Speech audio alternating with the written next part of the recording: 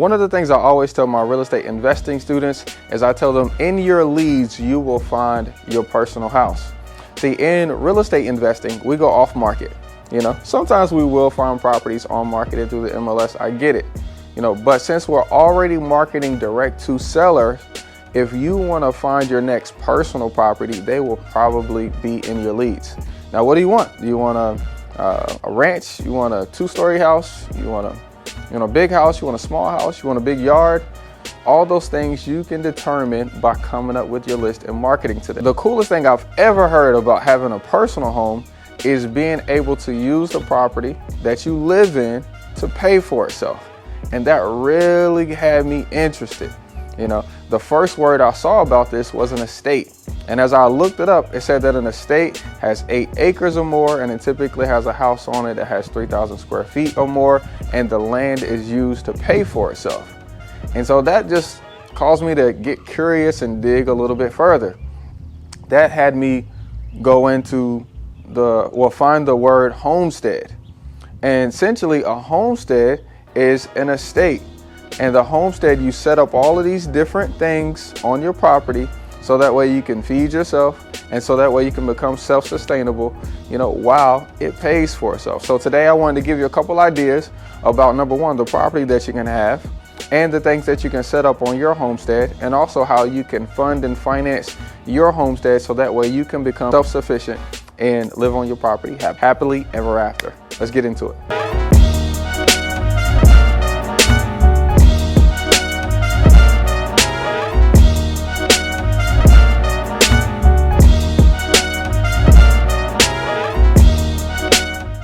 What's up, guys? It's your boy Sawan Belcher. This is me taking action right here on YouTube. I'm a full-time real estate investor, and we use real estate profits to live our best life, to live our ultimate dream life, okay? That's what I always call it. Just ever wanted to do something, whether that's travel, spend more time, be the highest paying tither in your church? I know I did. I wanted to do all those things. And so I was working a normal 9-to-5 job, making decent money, but definitely not having as much time to use any of that money or spend it with my family until I found real estate investing. See, what I'm able to do is I'm able to find real estate off market and use those profits to pay for my lifestyle, and because we get paid big, I'm able to give more. I'm able to have more time and travel and all those kinds of things. And we have fun. And that's kind of led us up to now to having, our first major estate, or homestead. And so today I want to give you a couple things that we're doing around our property that allows us to, one, pay for the property, so to have the land pay for itself. Number two, feed ourselves, so that way we can just literally go in our backyard and eat, okay? And then three, just become more, self-sufficient. So, we really don't have to leave the house, because I don't know if you, think hey, well, let me go to the park. I want to go to the park so we can walk around. Or let me go to the grocery store. And you spend all of this time driving around, paying all of these different people. But realistically, if you could interject yourself in that circle, you'll be able to keep more money in your household, save more money, be able to invest more money, and essentially live a happier, freer, life over time. So let's get right into it. The first ingredient to a great estate and homestead is your house, of course, your personal house. So, you got to decide what all you need out of a house, honestly. Is it 2 stories? Is it ranch? Is it big? Is it small? And, go out and find what you need. So whenever you're creating your list, when you're marketing direct to sellers, you need to put your criteria in that. Now, I typically go to listsource.com and I'll make that criteria up. So when it's looking for this one, we decided, hey, we want 5 bedrooms, we want at least 5 baths, we want at least 5,000 square feet, and we wanted more than 16 acres or more. So you can put that criteria in listsource.com and it'll spit out a list of all of the properties in the county, state, or area you want to live in, even zip code, and then you'll be able to market directly to those people. And next, every homestead, you can grow your own food. Now, the wonderful thing that God gave us the right over is to have dominion over the land and the animals. Okay, so when it comes to having acreage, the coolest thing is you're gonna have a whole habitat. Okay, see, in the back, I actually have a deer feeder, and I'll put corn and soy and wheat from one of the local farmers. It literally cost me $10 for for a $50 bag. But we have wild turkey in the back that comes, just wild turkey. We don't own them, they just come, they eat. And occasionally I take a poke at them, okay? And we got some turkey breast in the refrigerator right now. We got some deer that come back there as well. I haven't gotten good enough to hit one of those yet, but we're working on it. But you can also have, you know, your own animals that you keep on the property that can provide you and your family food consistently. Now, one of our newest animals, we got 14 of them, that's providing are some chickens. And you'll be able to get eggs from some of your chickens. So whenever you guys are looking at a homestead for your particular area, be sure that whatever acreage you're looking for, you can have whatever animals you would like to have. You know, some of the neighbors, they have cows, other people have goats, but just depending on what you would like to raise so that way you can grow and use for food for your family, you can do it. Next is being able to make money on your land.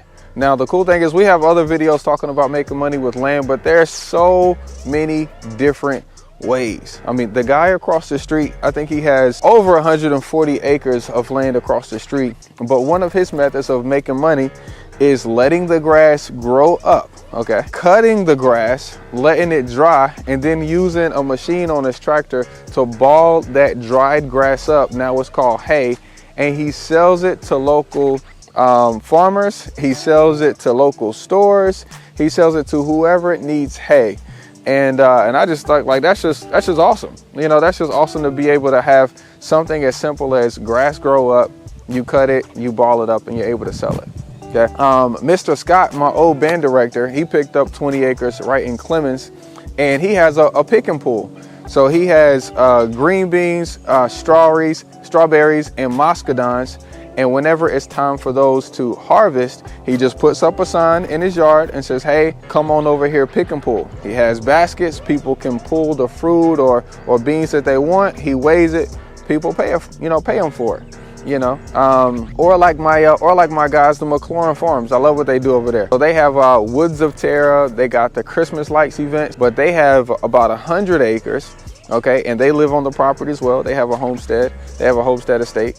And when they have Woods of Terra, essentially their cornfield that they make a maze out of, and people pay to walk through their cornfield and be scared during Halloween time. Okay, there's plenty of ways to make money, you know, with your homestead. We choose to actually use this field area to rent out to local youth teams. And recently we actually got a wedding booked as well to have in the pathway. So you need to make money on your homestead. No homestead is complete without growing some food. Okay, out here we got pears, grapevines, apples, pomegranates. At the end of the day, especially the way these grocery prices be looking, I don't know about y'all. So I got 6 kids, but literally every time I go into the grocery store, I'm spending $250 minimum. It's crazy. It's crazy, and it don't even seem like I done hit that much. You know, it's crazy. But when the price of food goes up, like it is right now, it's really advantageous for you to go out and buy an apple tree. And apple trees have like a lifespan of 50 years. So if you can buy an apple tree for $25, okay, that's 2 years old, and on the 3rd year it starts producing fruit for you, you know, that's something that you can do when you have a homestead, when you have an estate, when you have 8 acres or more. And the garden area is like an essential. So as you can see, we're getting started on ours. We've always had a garden, so don't think you have to have 8 acres to have a garden. So we had an acre on the other side of Greensboro, and we had 2 raised beds. I was just telling Isaiah, last year we pulled out over 60 cucumbers out of these little, maybe 6 by 8 beds.